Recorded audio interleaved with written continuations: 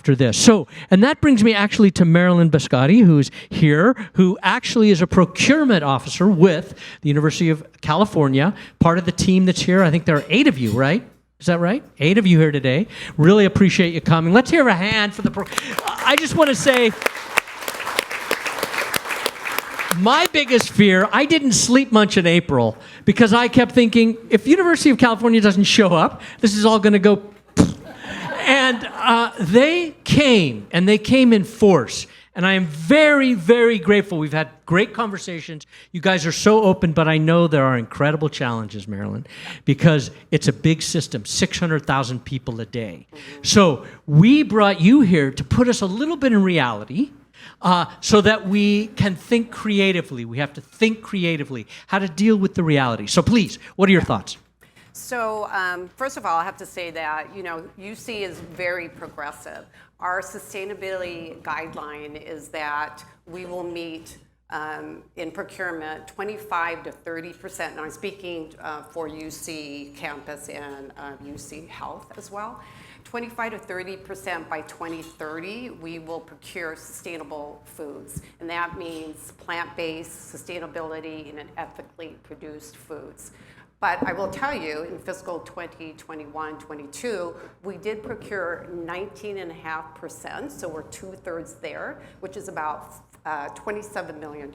So very proud of the campuses for procuring, against our sustainability guideline.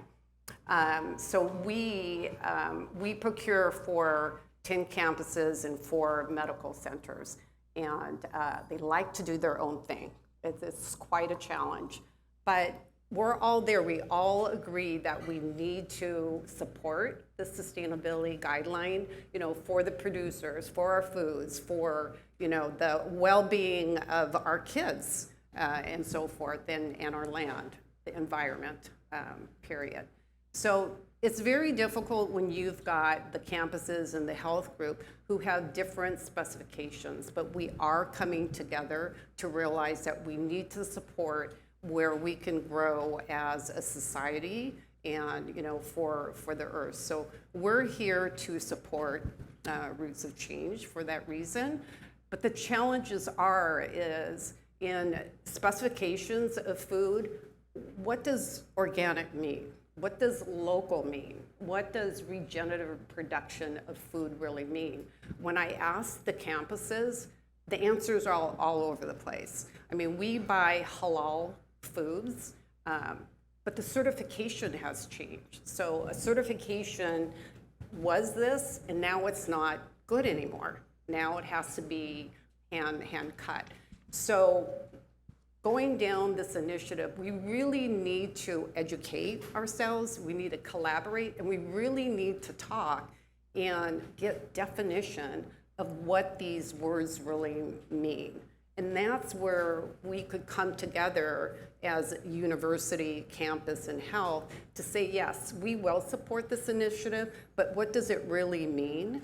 Being at 19.5% already at 2023, and our initiative was to be there at 2030, we will exceed this. And I know that some of our specifications, when I ask the campuses, they don't even know that we are already buying local and sustainable foods. So I think that analysis really needs to be done. Yeah. And for the regenerative production of foods, there's 3 pillars, which is the soil analysis. How are we going to repurpose the soil? And it's also ethical policies for the farmers. How are they going to get fair wages? Will they be able to sustain their business, as Connor was talking about, right? We need to support the farmers that are out there.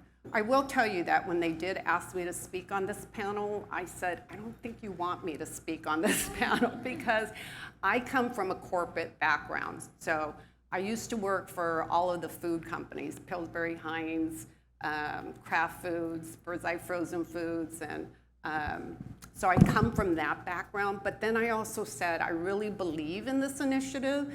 So what a great experience I have to be able to align with this group and also have the connections with the manufacturers to say, hey, where are you with the sustainability? I've already been having discussion with the manufacturers, and they're actually here to support, this initiative as well in sustainability.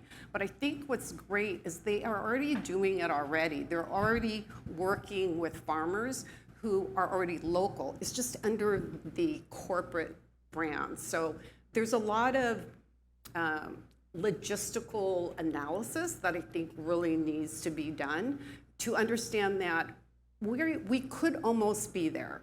There's a lot that has to be done. This is a big initiative, so I applaud you guys for doing this. And great information from the panel earlier, and you guys. It's the communication, the education that we need to continue what this initiative is. So thank you for asking me to be here. Great.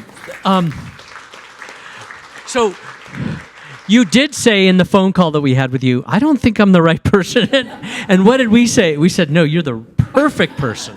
Because to do something big, you need to stay in reality. So you are the one on the front line dealing with the reality of how contracts get done and how everybody gets what they need when they need it. And that is a struggle. But that's why we're here, and that's why this is the perfect setup for the next two sections. We're going to hear from Courtney Riggle now,